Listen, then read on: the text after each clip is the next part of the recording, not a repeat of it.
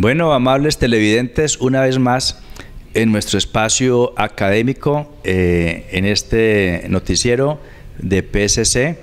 En el momento me permitiré tratar un tema que me parece que es de mucha importancia y está bien relacionado con el derecho laboral, área en la cual yo soy especialista de la Universidad Externado de Colombia, en el cual hice un posgrado en Derecho Laboral y Relaciones Industriales y me gradué como especialista en Derecho Laboral y Relaciones Industriales. Bien. Un tema que surge de la jurisprudencia y está relacionado con el traslado del régimen de pensiones al régimen público y que tiene una importancia coyuntural y actualmente de bastante sintonía, que despierte inquietud en los que están próximos a pensionarse y aún en los que están pensionados. Pues bien, el asunto surge de la jurisprudencia, es decir, la jurisprudencia es la que le ha dado un desarrollo a esta posibilidad de que los afiliados que les falte un tiempo que por ley no les permitiría trasladarse en la jurisprudencia, digámoslo así, les tiende una posibilidad o extiende más bien esa posibilidad de que se pueda trasladar. No ocurre lo mismo con las personas que están por debajo de los 10 años. Me explico. Una persona que le falte 11 años, perfectamente en principio legal, se puede trasladar del régimen privado al régimen público. Allí no habría ninguna dificultad.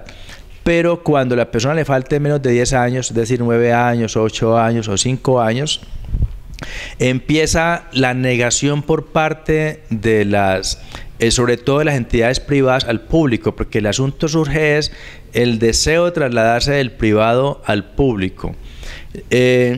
No es que sean los regímenes privados peores que el público. Yo pienso que el asunto hay que mirarlo con objetividad académica. Algunas cosas son buenas y algunas cosas no son favorables para los que están en el régimen público de pensiones.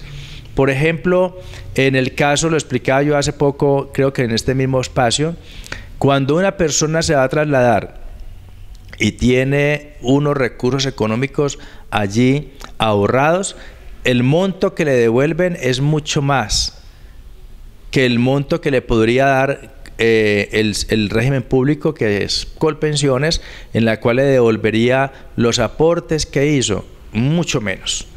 Entonces, una persona que tenga, por ejemplo, 60 años, llegó a los 60 años, 62 años, y tiene apenas 400 semanas, pues difícilmente se va a pensionar y puede optar porque le devuelvan sus aportes, le devolverían muy poquita plata. En el régimen privado le devuelven sus ahorros, que es mucho mayor.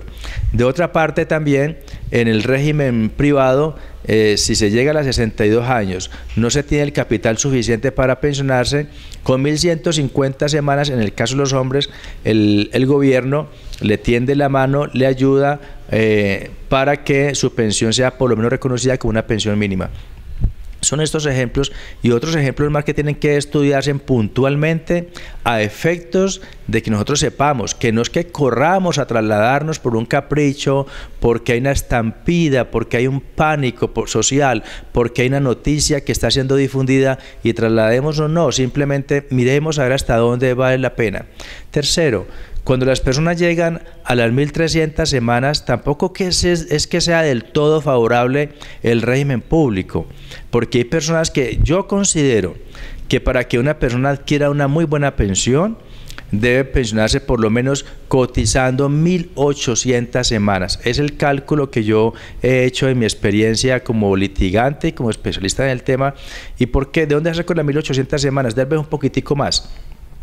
Es que cuando una persona se va a pensionar y gana, por ejemplo, 2 millones de pesos, cotiza el índice base de cotización, el IBC, perdón, es 2 millones de pesos. Sobre esos 2 millones de pesos le van a calcular el 65.5%. El 65.5% equivale más o menos a 1.300.000 pesos en la pensión de esa persona que se gana 2 millones de pesos.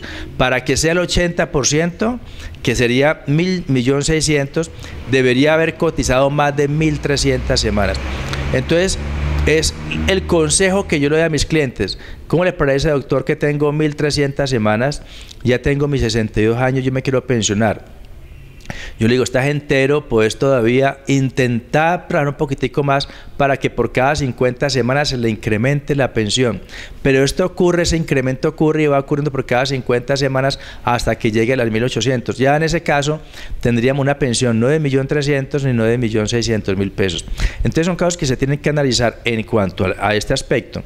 Pero el aspecto crucial que quiero abordar es trasladarse del régimen del privado al público. Cuando el abogado le ha determinado, le ha aconsejado que se traslade porque sería mejor su pensión en el público, yo creo que acuda a una acción de nulidad de afiliación. No hay lugar a dudas, no se dejen confundir y no nos confundamos los abogados. Se lo dice un abogado que además de ser laboralista, es especialista en Derecho Administrativo de la Universidad Libre y conozco muy bien qué significa ya en esa jurisdicción la acción de nulidad, y restablecimiento del derecho. Está completamente digerido, pero acá en el derecho laboral ha emergido por disposición jurisprudencial la acción de nulidad y afiliación. Consiste esto en demostrar dos cosas. Una, en que fue objeto de engaño en cuanto a que al momento de la aseguradora privada, o más bien el fondo privado de pensiones, de pronto no le explicó muy bien cuál sería la pensión que a futuro iría a tener y esta persona creyó que era mejor estar allí y se trasladó del público al privado o eligió el régimen privado. Y en segundo lugar, demostrarle al juez que de haberse pensionado con una pensión del régimen público, su pensión hubiera sido mejor. A manera de ejemplo, este segundo punto. Y si yo le demuestro al juez, yo me gano 2 millones de pesos, tengo ahorrado apenas 120 millones de pesos en el régimen privado. El régimen privado me ha dicho que mi pensión será sobre un mínimo y me gano 2 millones de pesos. En el régimen público me han dicho que si yo me pensiono y he cotizado para el 80%, tengo derecho a 1.600.000. Hay 600.000 pesos de diferencia. En un año son 7 millones de pesos. Es brutal la diferencia.